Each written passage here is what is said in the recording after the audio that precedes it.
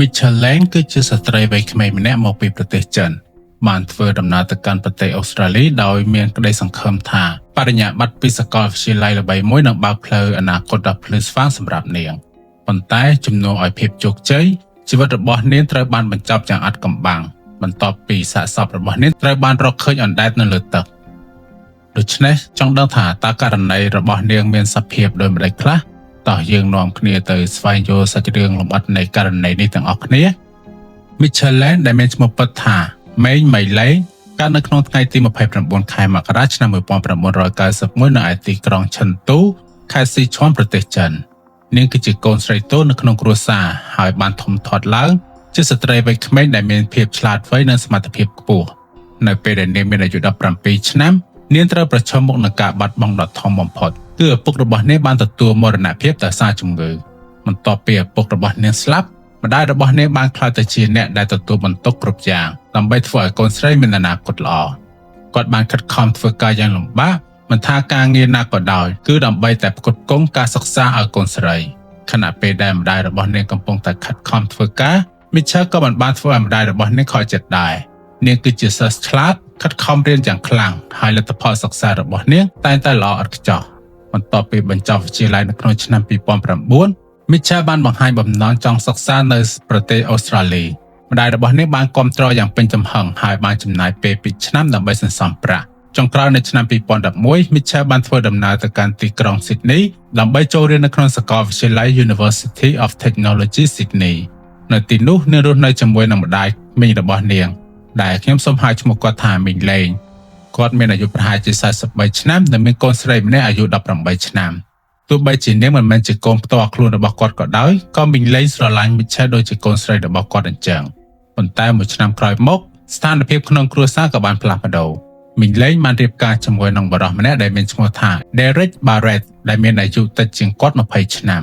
នៅពេលនោះមីងលេងមានអាយុ44ឆ្នាំខណៈពេលដែល Derek មានអាយុត្រឹមតែ24ឆ្នាំហើយ Michelle មានអាយុ21ឆ្នាំតែប៉ុណ្ណោះ Derek ធ្លាប់ធ្វើការជាអ្នកបច្ចេកទេស IT ប៉ុន្តែពេលរៀបការហើយគាត់គ្មានការងារស្ថិរភាពនោះទេ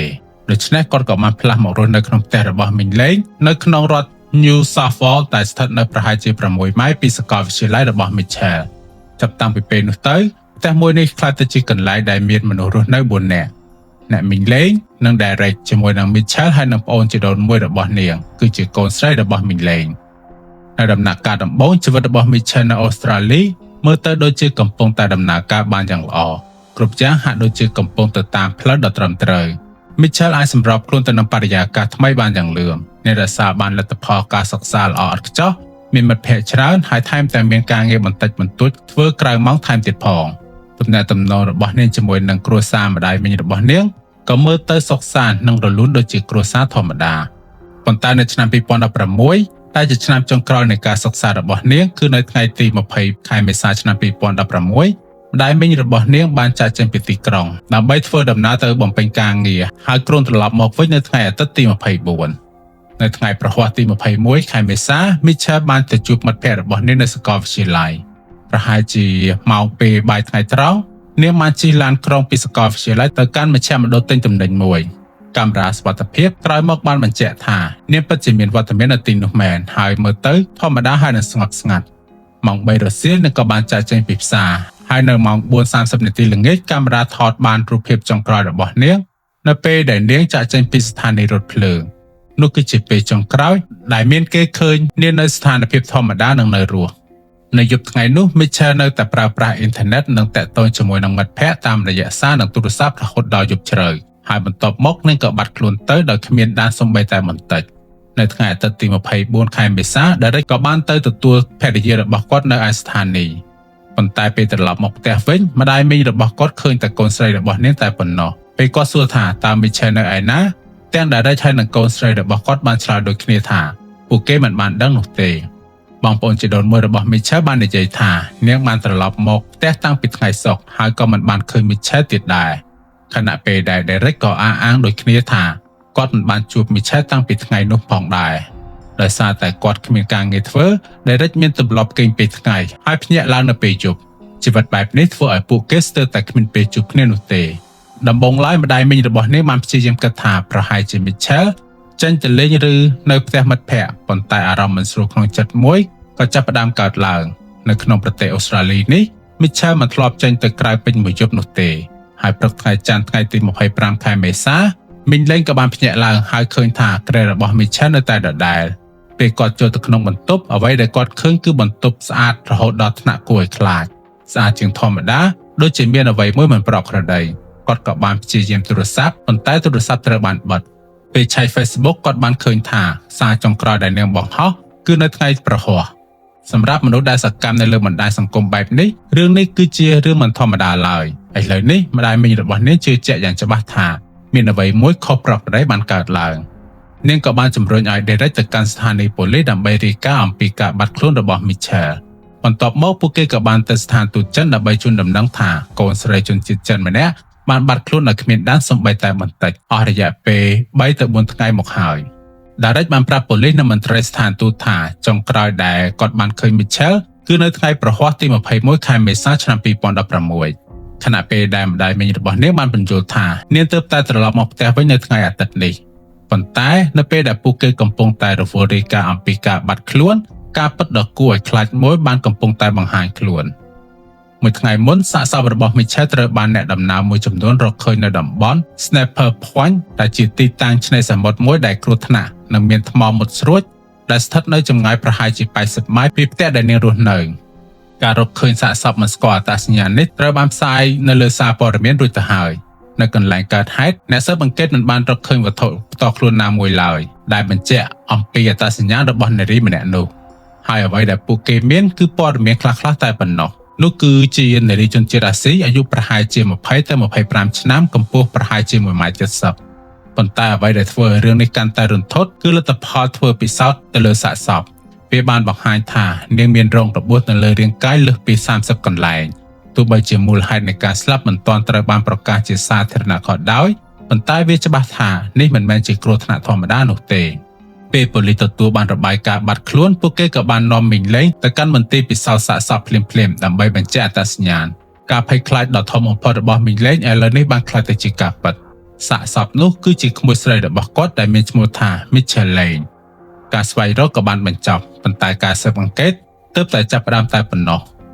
ម្ដាយរបស់ Mitchell ក៏បានធ្វើដំណើរហោះមកកាន់ទីក្រុង Sydney ភ្លាមៗបន្ទាប់ពីទទួលដំណឹងអាក្រក់មួយនេះខណៈពេលនោះប៉ូលីស Sydney ក៏ចាប់ផ្ដើមធ្វើការស៊ើបអង្កេតហើយដូចជាករណីភាគច្រើនអញ្ចឹងអ្នកដែលត្រូវសង្ស័យមុនគេបំផុតគឺជាមនុស្សដែលនៅជិតបំផុត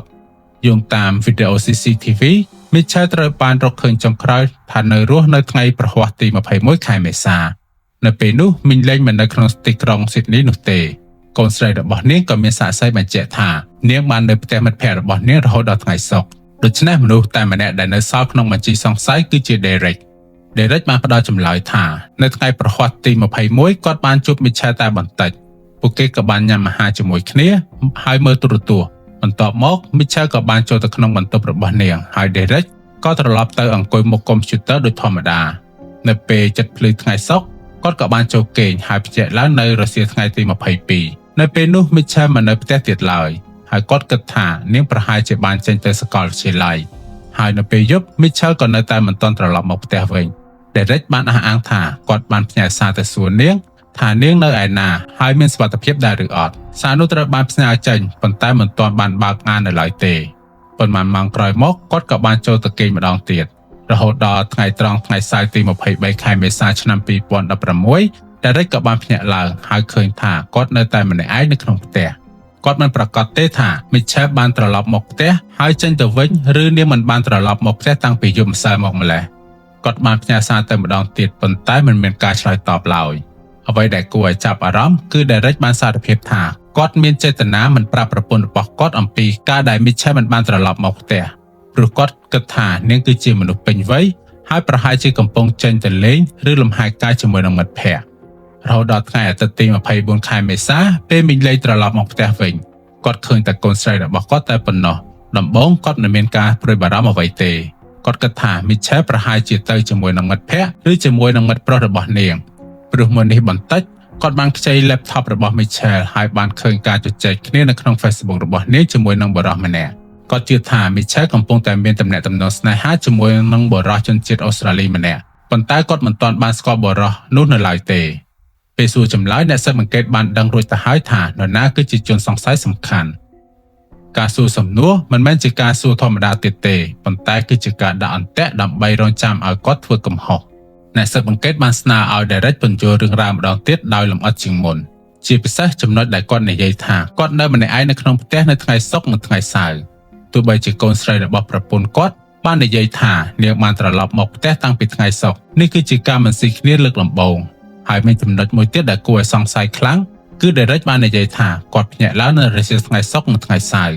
ប៉ុន្តែប៉ូលីសមានភស្តុតាងរួចហើយថាគាត់បានចេញពីផ្ទះនៅពេលព្រឹកតាំងពីថ្ងៃនោះបន្ទាប់មកប៉ូលីសក៏បានសួរគាត់ត្រង់ៗ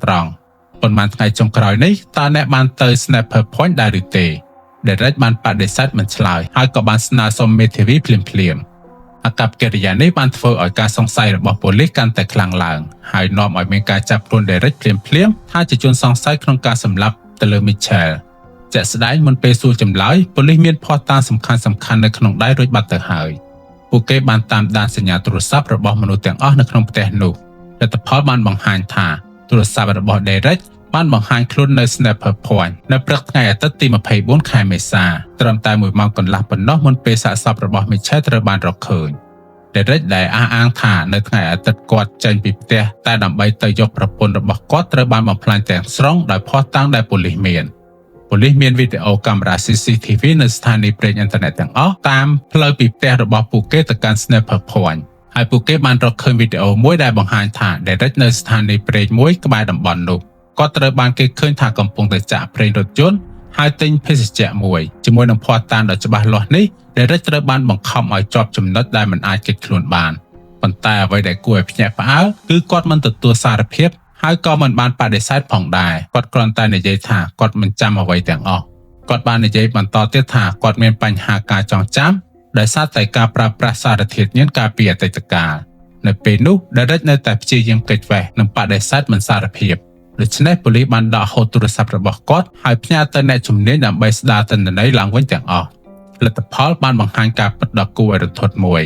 ការពិនិត្យទិន្នន័យនៅក្នុងទូរស័ព្ទបានបង្ហាញថាត្រឹមតែ2ឆ្នាំបន្ទាប់ពីរៀបការជាមួយនឹងមីងលេងហើយ Derek ចាប់ផ្ដើមប្រព្រឹត្តអំពើអាក្រក់នៅពីក្រោយខ្នងរបស់ប្រពន្ធគាត់ទៅលើក្មេងស្រី2នាក់ដែលរស់នៅក្រោមដំបូលតែមួយជាមួយនឹងគាត់ផ្ទះនោះមានបន្ទប់ទឹក2មួយនៅក្នុងបន្ទប់គេងធំនិងមួយទៀតសម្រាប់ប្រើរួម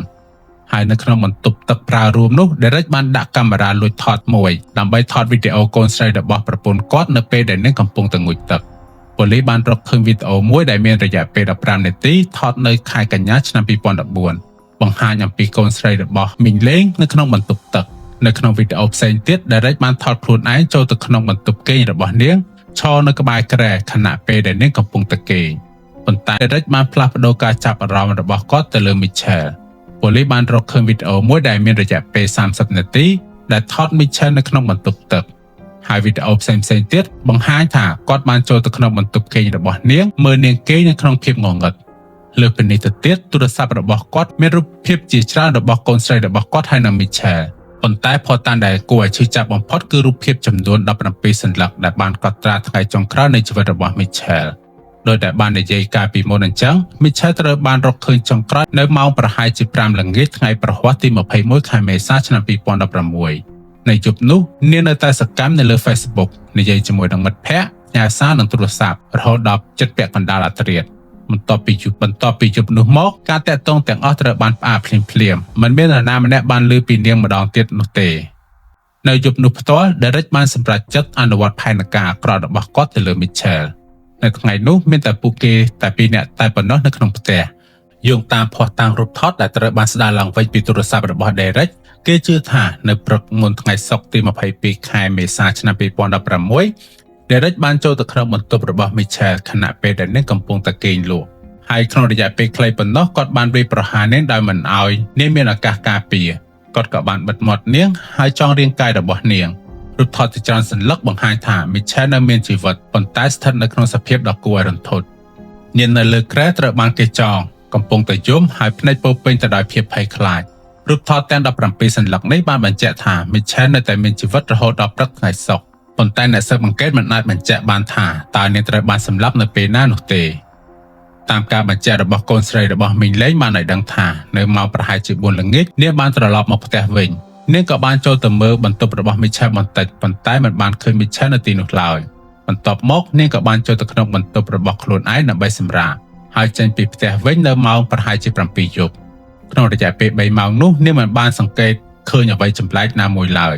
នាងគិតថាម្ដាយនាងមិននៅផ្ទះហើយ Derek ប្រហែលជានៅក្នុងបន្ទប់របស់គាត់ប៉ុន្តែមានអ្វីតូចមួយដែលនាងចាប់អារម្មណ៍នាងបានឮសំឡេងទឹកហូរខ្លាំងៗចេញពីបន្ទប់ទឹកនៅក្នុងបន្ទប់គេងធំសំឡេងនោះបន្តអស់រយៈពេលជាយូរដោយផ្អែកទៅលើភស្តុតាងទាំងនេះអ្នកស៊ើបអង្កេតបានសន្និដ្ឋានថាប្រហែលជា Mitchell នៅតែមានជីវិតនៅយប់នោះតែត្រូវបានទុកក្នុងបន្ទប់ទឹកជាមួយនឹង Derek ហើយសំឡេងទឹកខ្លាំងៗនោះអាចត្រូវបានបើកដោយចេតនាដើម្បីលាក់សំឡេងនៃការឈឺចាប់ដែលនាងមិនអាចបង្ហាញបាននៅថ្ងៃបន្ទាប់គឺថ្ងៃសៅរ៍ទី 23 ខែមេសាកាមេរ៉ា CCTV បានថតបាន Derek ចេញចូលបោះសម្រាមដល់ទៅ 4 ដងអ្នកស៊ើបអង្កេតជឿថានៅពេលនោះ Mitchell ប្រហែលជាបានស្លាប់រួចបាត់ទៅហើយ Derek កំពុងតែព្យាយាមលុបបំបាត់ស្នាមភស្តុតាងតាមការបញ្ជាក់របស់មីងលេងគឺនៅថ្ងៃអាទិត្យនៅពេលដែលគាត់ត្រឡប់មកផ្ទះវិញគាត់មានអារម្មណ៍ថាផ្ទះស្អាតខ្លាំងខុសធម្មតាប៉ុន្តែនៅពេលនោះគាត់មិនបានសង្ស័យអ្វីឡើយការស៊ើបអង្កេតបន្តបានបង្ហាញថានៅម៉ោង 3:19 នាទីព្រឹកថ្ងៃអាទិត្យទី 24 ខែមេសាឆ្នាំ 2016 រថយន្តរបស់ Derek ត្រូវបានថតដោយកាមេរ៉ាចាក់ចេញពីអគាររស់នៅហើយសញ្ញាទូរស័ព្ទរបស់គាត់បានបង្ហាញថាគាត់កំពុងធ្វើដំណើរទៅកាន់ Sniper Point មកដល់ទីនោះគាត់ក៏បានឈប់នៅស្ថានីយ៍ប្រេងមួយដែលកាមេរ៉ាបានថតមុខគាត់យ៉ាងច្បាស់នៅពេលដែលគាត់បង់ប្រាក់នៅប្រហែលជាម៉ោង 9 ព្រឹក Derek បានទៅដល់ Sniper Point ហើយគេជឿថានៅទីនោះគាត់បានបោះសាកសពរបស់ Mitchell ចូលទៅក្នុងសមុទ្រមួយម៉ោងកន្លះក្រោយមកសាកសពរបស់នាងក៏ត្រូវបានរកឃើញដោយមនុស្សម្នាក់នៅក្នុងតំបន់នោះបន្ទាប់ពីបញ្ចប់អំពើអាក្រក់របស់ខ្លួនហើយ Derek ក៏បានថតរូបនៅ Sniper Point ជាច្រើនសន្លឹក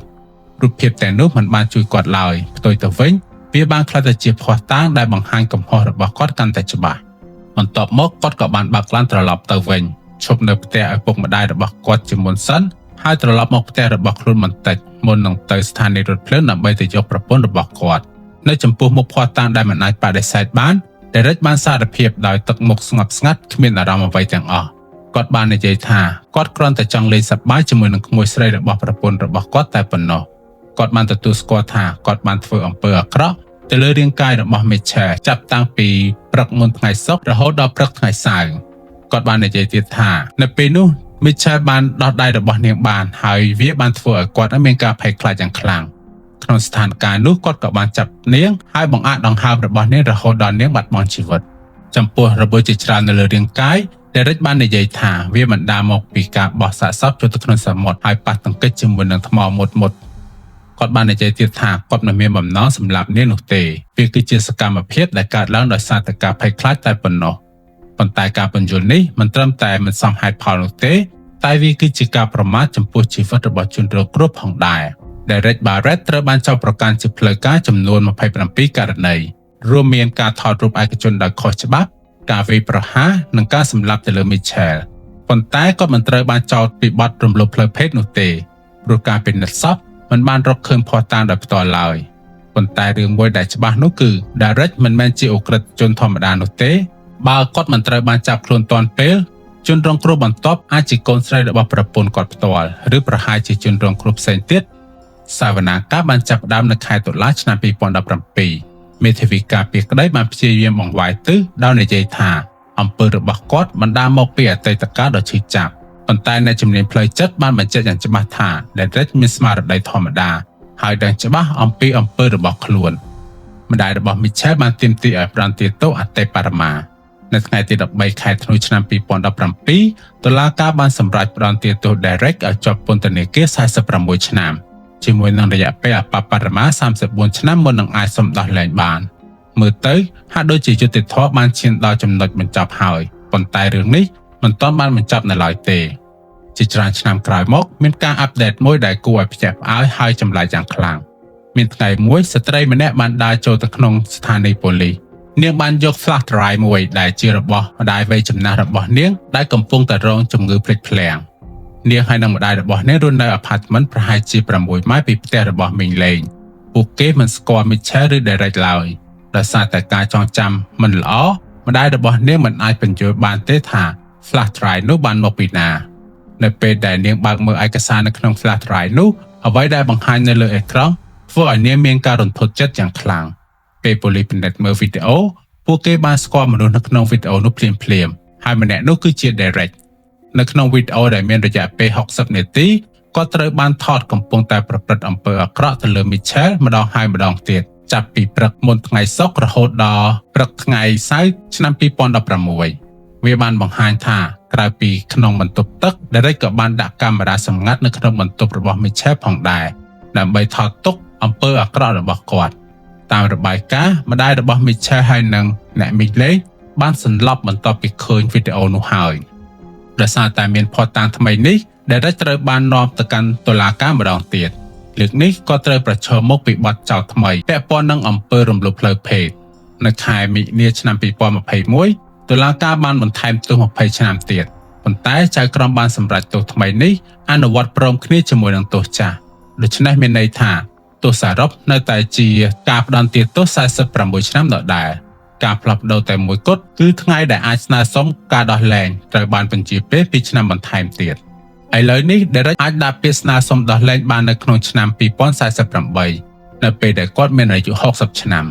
ករណីរបស់ Mitchell បានបង្ហាញឲ្យយើងឃើញថាការជឿជាក់ទៅលើមនុស្សខុសអាចនាំឲ្យកើតសោកនាដកម្មដ៏ធ្ងន់ធ្ងរដែលមិនអាចត្រឡប់ក្រោយវិញបាន